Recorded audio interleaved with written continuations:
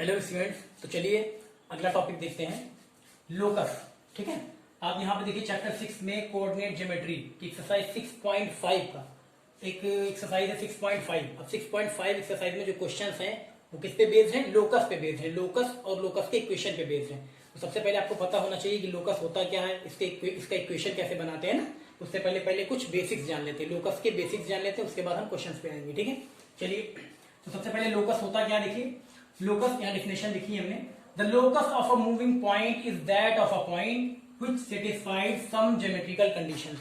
यानी जो लोकस होता है, the locus of a moving point, locus of a moving point, किसी मूविंग पॉइंट का जो लोकस होता है वो एक ऐसा पॉइंट होता है जो कि कुछ ज्योमेट्रिकल कंडीशंस को सेटिस्फाई करता है।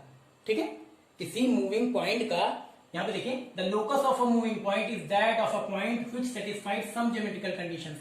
यानी एक मूविंग पॉइंट का, या कह सकते हैं किसी मूविंग पॉइंट का जो लोकस होगा वो एक ऐसा पॉइंट होगा जो कि कुछ ज्योमेट्रिकल कंडीशंस को सेटिस्फाई करता है।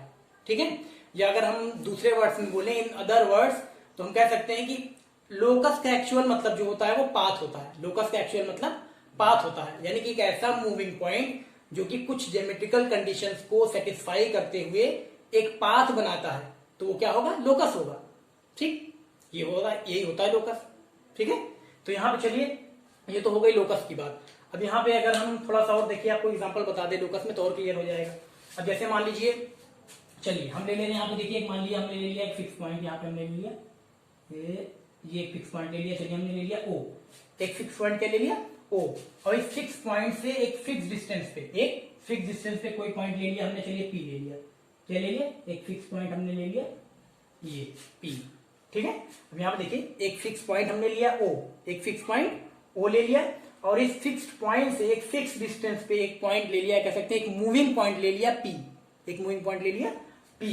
अब यहाँ पे ये जो मूविंग पॉइंट पी है, मान लीजिए ये पाथ बनाएगा, मतलब कोई पॉइंट, अगर कोई मूविंग पॉइंट है तो चलेगा। मान लीजिए ऐसे ऐसे चल रहा है, तो इसको हम अगर ट्रेस कर दें तो क्या होगा? ये देखिए लाइन बन गई, ये पाथ बन गया, यानी स्ट्रेट पाथ है ना। अगर ये पॉइंट मान लीजिए मूविंग पॉइंट है, ये ऐसे ऐसे घूम के ऐसे सर्कुलर चल रहा है, तो इसको अगर ट्रेस करेंगे तो एक सर्कल बन जाएगा, होगा कि नहीं? यानी ज्योमेट्रिकल कंडीशन कुछ भी हो सकती है। तो यहाँ पे देखिए इस एग्जांपल से अभी क्लियर हो जाएगा। एक फिक्स पॉइंट हमने ले लिया ओ, एक फिक्स पॉइंट ले लिया ओ, और इस फिक्स पॉइंट से एक फिक्स डिस्टेंस से, यानी ये जो डिस्टेंस होगी ओपी, वो एक फिक्स डिस्टेंस, या कह सकते हैं कांस्टेंट डिस्टेंस है। ठीक है, यहां हमने ले लिया एक मूविंग पॉइंट पी ले लिया। अब मान लीजिए ये पॉइंट जो है वो क्या करता है? मूव करता है, कैसे? सर्कुलर, ऐसे सर्कुलर मूव करता है, ऐसे ऐसे ऐसे ऐसे मूव करता है। ठीक है, अब यहां पे जो देखिए जो इसने पाथ बनाया उसको अगर हम ट्रेस कर दें, इसको हमने ट्रेस कर दिया, इस पाथ को हमने क्या किया? ट्रेस कर दिया। ये पॉइंट पी है, देख रहे हैं? इस पाथ को हमने क्या किया? ऐसे ट्रेस कर दिया। तो ट्रेस कर दिया तो क्या बन गया? एक सर्कल बन गया। अब ये एक सर्कल बन गया, ये और ये पॉइंट, यानी जो पॉइंट पी है, जो मूविंग पॉइंट था, जो पॉइंट पी यानी जो मूविंग पॉइंट है, यहाँ पे देखिए जो मूविंग पॉइंट ये पी लिया था, और ये फिक्स्ड पॉइंट, जो फिक्स पॉइंट था वो क्या था? ओ था। इसको हमने ज्वाइन कर दिया। ठीक है, अब यहाँ पे देखिए इस मूविंग पॉइंट ने क्या किया? इस मूविंग पॉइंट ने ऐसे मूव किया, कैसे? सर्कुलर, सर्कुलर मूव किया। तो जब हमने उस पाथ को ट्रेस कर दिया तो क्या बन गया? एक सर्कल बन गया, जिसमें कि ओ क्या है? वो इस सर्कल का सेंटर है, और ये जो फिक्स डिस्टेंस है ओपी, ये क्या है? रेडियस है। ठीक है, तो इसको हम लिख सकते हैं आर, लिख सकते हैं, रेडियस को आर से दिखाते हैं ना। तो यहाँ पे ये मूविंग पॉइंट पी ने क्या किया? कुछ ज्योमेट्रिकल कंडीशंस को फुलफिल करते हुए, यानी सेटिस्फाई करते हुए जो पाथ बनाया, ये देखिए जो पाथ बनाया वो क्या है? सर्कल है। यानी इसका लोकस क्या होगा? इस मूविंग पॉइंट पी का लोकस क्या होगा? सर्कल होगा, जहां पे सेंटर क्या है? ओ है, और ये फिक्स डिस्टेंस क्या है? बोलिए, जहां पे सेंटर क्या है? ओ, और फिक्स डिस्टेंस क्या है? रेडियस। ठीक है ना, यही होता है लोकस। तो ये बिल्कुल क्लियर हो गया कि लोकस होता क्या है। ठीक है, अब हम आते हैं इस पे स्टेप्स टू फाइंड इक्वेशन, यानी कि लोकस की इक्वेशन कैसे हम बनाएंगे। मान लीजिए कोई कंडीशन दे दी गई, कोई क्वेश्चन दे दिया गया, कह दिया गया इक्वेशन बनाइए, तो लोकस की इक्वेशन बनाते कैसे हैं? तो देखिए लोकस की इक्वेशन बनाने के लिए हम क्या करते हैं? कुछ स्टेप्स हैं, उसको फॉलो करते हैं, इक्वेशन बन जाती है। जैसे यहाँ पे देखिए लोकस की इक्वेशन बनाने के लिए steps to find equation, locus की इक्वेशन फाइंड करने के लिए, इक्वेशन बनाने के लिए 1 2 3 स्टेप, 3 स्टेप्स हैं, इनको फॉलो करेंगे तो इक्वेशन आपको मिल जाएगी। चलिए फर्स्ट स्टेप क्या दिया गया? देखिए draw rough sketch showing the conditions given and mark the moving point as P H comma K. ठीक है, अब जैसे यहाँ पे क्या कह रहा है, जो कंडीशन दी हो क्वेश्चन में, जो दिया गया हो उसके अकॉर्डिंग एक रफ डायग्राम बना लीजिए। एक रफ डायग्राम बना लीजिए। रफ डायग्राम में आपको क्या करना है, जो कंडीशन दी गई है उसको शो कर दीजिए। उसके बाद and mark the moving point as P H comma K. उसके बाद जो मूविंग पॉइंट होगा उसको पी और उसके कोऑर्डिनेट एच कॉमा के मान लीजिए। जैसे देखिए यहाँ पे सर्कुलर वाले में हमने मूविंग पॉइंट क्या लिया था, पी लिया था। तो हमने क्या करेंगे, एक रफली डायग्राम बना लिया, एक रफ डायग्राम। उसके बाद जो कंडीशन दी गई थी वो कंडीशन हमने इस पे अप्लाई कर दी। उसके बाद जो मूविंग पॉइंट है उसको पी ले लिया और उसके कोऑर्डिनेट क्या ले लिए, एच कॉमा के ले लिए। एच कॉमा के वैसे तो क्या होता है आपको पता है, एब्सिसा ऑर्डिनेट होता है एक्स कॉमा वाई। तो हम क्या करते हैं, एक्स कॉमा वाई की जगह पहले एच कॉमा के लेते हैं, एच कॉमा के लेते हैं।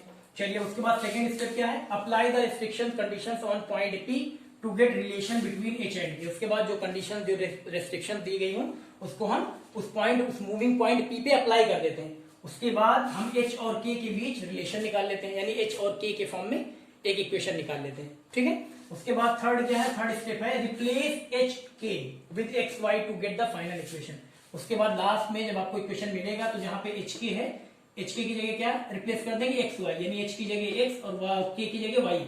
एच की जगह एक्स लिख देंगे और के की जगह वाई लिख देंगे, इसको रिप्लेस कर लेंगे तो हमें फाइनल इक्वेशन मिल जाएगी। ठीक है, ये होता है इक्वेशन बनाने के, लोकस का इक्वेशन बनाने के स्टेप्स। ठीक है, तो चलिए इसको समझाने के लिए देखिए एक एग्जांपल लिया है। Find the locus of a point whose distance from origin is always equal to 2। ठीक है, यहाँ पे देखिए एक, यहाँ पे आपको कह सकते हैं क्वेश्चन दिया गया है समझाने के लिए कि इक्वेशन कैसे बनाते हैं। तो चलिए बताते हैं आपको। सबसे पहले देखिए, अब इसको मिटा दे रहे हैं, ये तो हो ही गया आपका। ठीक है,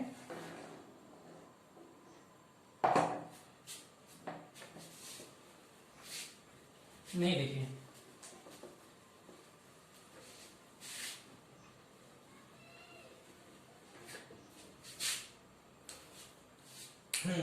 find the locus of a point whose distance from origin is always equal to 2। यहां पर देखिए find the equation of a, find the locus of a point, हमें उस पॉइंट का लोकस निकालना है। Whose distance from origin is always equal to 2, जिसकी जो डिस्टेंस है, यहाँ पे देखिए डिस्टेंस फ्रॉम ओरिजिन, जिसकी ओरिजिन से डिस्टेंस वो हमेशा कितनी है, किसके इक्वल आती है, 2 के इक्वल आती है।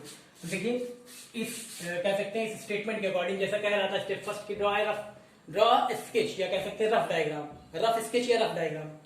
तो पहले स्टेप के अकॉर्डिंग क्या करते हैं, एक रफ डायग्राम ड्रॉ कर ले रहे हैं। अब यहाँ पे देखिए जैसे यहाँ पे कह रहा था find the locus of a point, ये हमने देखिए एक पॉइंट ले लिया, ये हमने एक पॉइंट ले लिया ओ, और इससे फिक्स डिस्टेंस पे, इस फिक्स पॉइंट से एक हमने पॉइंट फिक्स पॉइंट ले लिया ओ, अब इस फिक्स पॉइंट से एक फिक्स डिस्टेंस पे एक मूविंग पॉइंट ले लिया पी।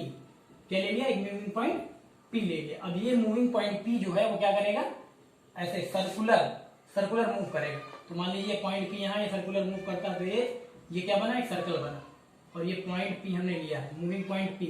ठीक है, अब यहाँ पे देखिए मूविंग पॉइंट पी लिया है तो इसका हम कोऑर्डिनेट क्या लेंगे, एच कॉमा के, क्योंकि आपको बताया गया था। यहाँ पे देखिए सेकंड स्टेप पे क्या बताया गया था। उसके बाद जो रिस्ट्रिक्शंस होगी उसको हम इस रफ स्केच पे, रफ डायग्राम में अप्लाई करेंगे। और उसके बाद जो मूविंग पॉइंट होगा उसको किसमें ले लेंगे, एच और के। यहाँ पे देखिए स्टेप फर्स्ट में ही बल्कि बताया गया, एक रफ डायग्राम बनाएंगे, तो रफ डायग्राम बना लिया गया। उसके बाद क्या किया गया, जो कंडीशन दी गई उसको इस पे अप्लाई किया गया, और जो मूविंग पॉइंट है, मूविंग पॉइंट हमने पी लिया, उसके कोऑर्डिनेट क्या लेंगे, एच कॉमा के, तो उसके पॉइंट ले लिए एच कॉमा के ले लिया। सेकंड स्टेप में क्या कह रहा था, अप्लाई द रिस्ट्रिक्शंस, जो रिस्ट्रिक्शंस दी गई हैं उसको अप्लाई करेंगे, किसके बीच, एच और के के बीच। यहाँ पे कह रहा था find the locus of a point whose distance from origin is always equal to 2।